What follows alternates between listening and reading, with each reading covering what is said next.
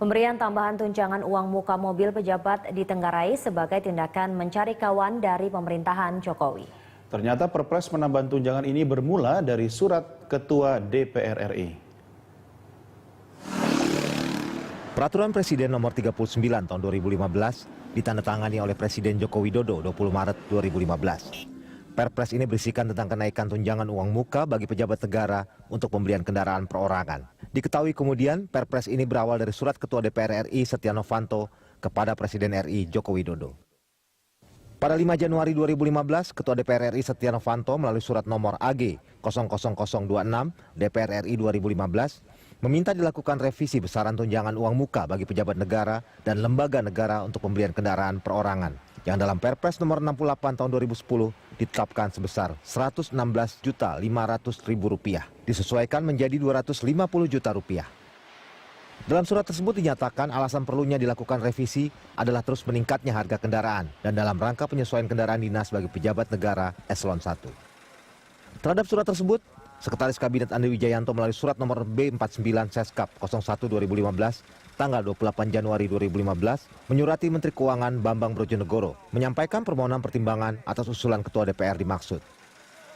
Pada 18 Februari 2015, Menteri Keuangan Bambang Brojonegoro membalas surat Seskap Andi Wijayanto. Dalam surat itu, Menteri Keuangan menyampaikan bahwa dengan mempertimbangkan prinsip-prinsip pengelolaan keuangan negara, tertib, taat pada peraturan perundangan, dan dengan memperhatikan rasa keadilan dan kepatutan, maka besaran fasilitas uang muka bagi pejabat negara pada lembaga negara untuk pembelian kendaraan perorangan menjadi sebesar Rp210.890.000. Berdasarkan pertimbangan dari Menteri Keuangan Bambang Brojonegoro ini, Presiden Joko Widodo menetapkan Peraturan Presiden nomor 39 tahun 2015 tentang perubahan atas Perpres nomor 68 tahun 2010 dan diundangkan oleh Menteri Hukum dan HAM pada tanggal 23 Maret 2015.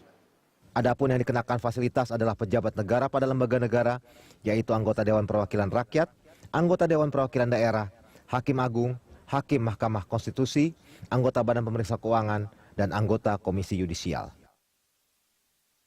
Fasilitas diberikan per 5 tahun masa jabatan dan diberikan kembali apabila sisa masa jabatan periode berikutnya tidak kurang dari 2 tahun.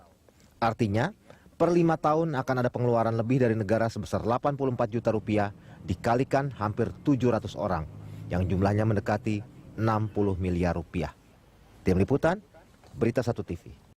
Pemirsa, kenaikan tunjangan mobil pejabat menuai protes masyarakat. Masyarakat melihat kinerja para pejabat yang masih jauh dari harapan dan mereka meminta pemerintah lebih fokus pada efek kenaikan BBM.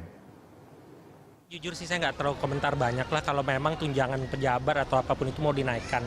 Satu sih ya tergantung, tolong dihitung aja kalau memang mau dinaikkan. Kemudian untuk infrastruktur dan sebagainya yang kembali lagi ke masyarakat seberapa banyak. Kedua, ya sudah nambah tunjangan, terus apa itu artinya ada peningkatan kinerja nggak?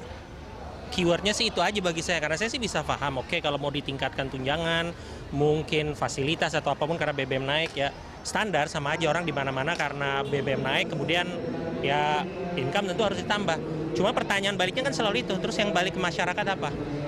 Rakyatnya presiden itu cuma apa pejabat-pejabat, nggak mikirin yang di bawah mungkin. Kunjungan sana, kunjungan sini, tapi nggak ada hasilnya gitu. Jadi kalau melihat orang pemerintahan begitu, kayaknya kurang setuju ya. Kurang setuju. Oh iya, ya pengennya sih jangan begitu. Pemerintah harus melihat ke bawah, jangan melihat yang ke atas. Gimana ya, nggak etis juga gitu kan di saat kondisi masyarakat seperti ini.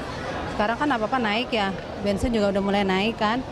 Terus sedangkan pejabat itu kan di Jakarta gajinya udah gede, kok masih mau dinaikkan?